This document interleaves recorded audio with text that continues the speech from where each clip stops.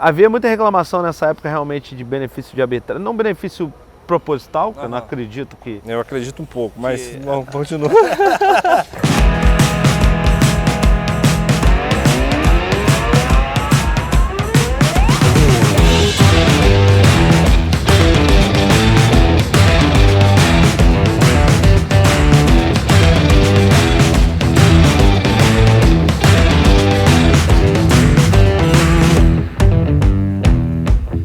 Você passou 12 anos aqui no Vasco. 12 anos. Né? E você passou 12 anos no Vasco com uma galera boa também, né? Conta como foi esse começo, como chegaram, assim, o teu início aqui no Vasco e depois com a rapaziada toda boa que você teve aqui. Comecei a treinar no 21 GAC, já federado, e aí a partir daí foi cada vez mais crescendo, né? O carinho, a identificação, o amor. Com 11 anos de idade, eu, por questões de passagem, não pude mais ficar indo e voltando para São Januário todo dia de São Gonçalo.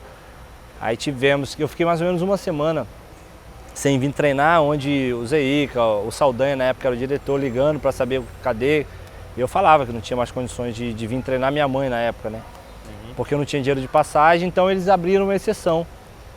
Me chamaram para conversar aqui, chamaram o assistente social, que era a Dona Glória, lembro até hoje dela, e aí abriram uma exceção para que eu pudesse morar aqui, porque eu só podia morar a partir de 213, que aí você é considerado mirim, vindo de outro estado, você poderia morar.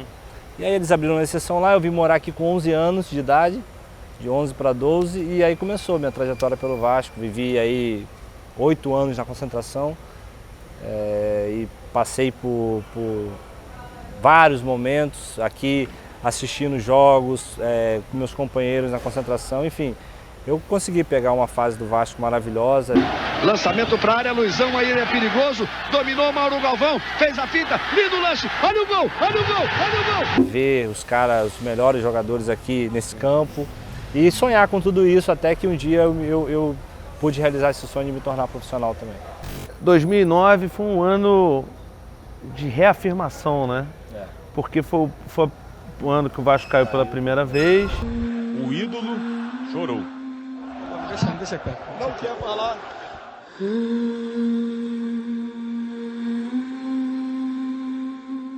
Para mim, na verdade, foi muito difícil viver aquele ano de 2008, porque 2008 foi meu primeiro ano de profissional.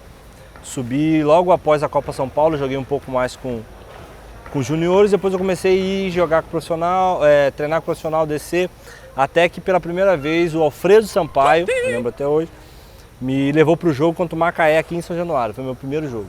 Eu estava todo feliz, concentrando com os caras, primeira partida como profissional.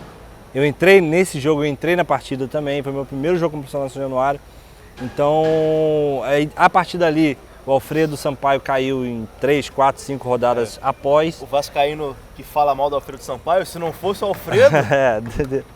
E logo que saiu o Alfredo, entrou o Antônio Lopes. Felipe! Vai, Felipe!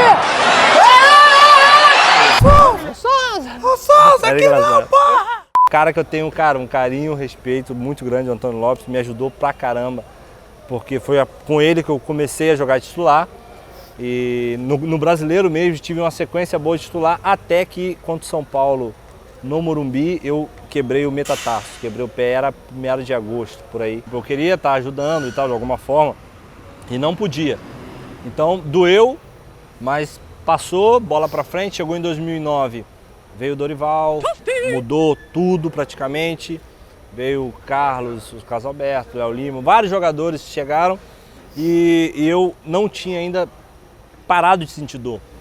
Então comecei a pré-temporada com o time, meia boca, Campeonato Carioca começou, eu não jogava, Copa do Brasil eu não jogava, e aí eu descia pro Júnior às vezes, 2009 isso, descia pro Júnior às vezes, jogava com o Júnior porque eu não queria ficar só treinando com o profissional, pedia para descer, joguei vários jogos, teve uma viagem para Coreia, de um grupo separado que eu pedi para ir também, o Coutinho tinha 16 anos, eu tinha 19 já, Coutinho, a gente viajou junto para a Coreia, joguei esse jogo, jogou alguns profissionais que não jogavam na época. Quando voltei, aconteceu uma ocasião do, se eu não me engano, o Léo Lima tomar um terceiro amarelo, não sei, Léo Lima tomou amarelo, o Amaral machucou, não sei o que aconteceu exatamente. O Vasco vinha de 6 jogos sem vencer. No Campeonato Brasileiro da Série B, já estava 6 jogos sem vencer, estava uma situação um pouco difícil. É porque liderou, aí depois caiu. Foram 6 empates. Se eu não me engano foram 6 empates, mas não vencia. Então a gente veio jogar aqui contra a Ponte Preta, aqui em São Januário. E aí foi o jogo que o Dorival falou, você vai jogar, o outro não vai jogar, não, você vai jogar esse jogo. E aí eu botei na minha cabeça, é a chance que eu tenho de me firmar. E depois continuar, nunca mais sair. Olha só a chegada com perigo do Vasco, caiu ali dentro da área, opa, pênalti! Simão Souza, vai pro contra-ataque, vem o Vasco. Opa, caiu e vermelho. Todos os clubes que você passou, né, enfim, São Paulo quando você saiu foi muito sentido, o Grêmio também, então realmente isso é verdade. Agora o pior de todos agora é o Fenerbahçe, eu nunca vi, os caras, também tá recente, tem 6, 7 meses que eu saí de lá. Mas o que eu recebo de mensagem dos caras é absurdo, é tipo por dia. Isso que eu ia falar. Milhões e milhões e milhões de mensagens pedindo para voltar. Até porque depois que eu saí do clube ano passado, a gente brigava sempre por título, sabe? Eu cheguei em 2 finais de Copa e brigava sempre por título, chegava no final, acabava não vencendo por detalhe, 1 ponto, 2 pontos. E agora, quando eu saí de lá, o clube caiu de uma forma, estava brigando para não cair, tá ainda brigando para não cair. Caramba. E o Fenerbahçe nunca passou isso na história do clube. Então, por isso também a proporção é bem maior de mensagens, de volta, sente a sua falta, volta, o clube tá mal, E eu, por um lado eu fico muito contente, porque a gente vê que o trabalho foi reconhecido, tem sido reconhecido e como eu te falei, isso pra mim é um troféu. Porque aqui tu jogou com sim, joguei em todos os clubes, São Paulo. Então o Palmeiras aqui do nada, pô. Fala Kardec.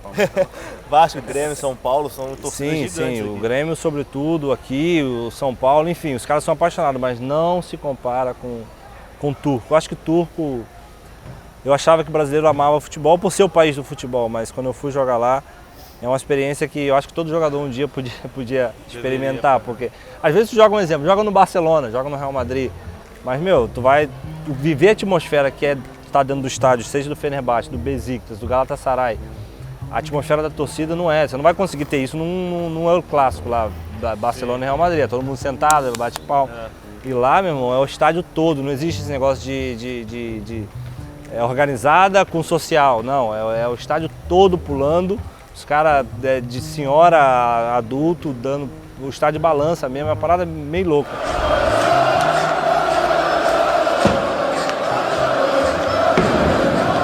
Você tem alguma passagem engraçada com ele lá? Ou... Cara, do Diego, eu tenho uma passagem muito engraçada, porque ele vai pra isso que o Barbaridade existe, porque esse papo tá muito sério, cara, que não é... Ele vai rir pra cacete, porque... Então vamos lá, conta. Foi isso tudo acontece lá depois de clássico, né? Aí foi um clássico contra o Galatasaray, onde a gente no clássico acabou perdendo a chance de passar o Besiktas, que estava em primeiro lugar. Só que a gente no clássico tivemos milhões de oportunidades, jogamos na casa do Galatasaray e tivemos 300 oportunidades, e uma delas foi com o Diego no final do jogo. Foi a última.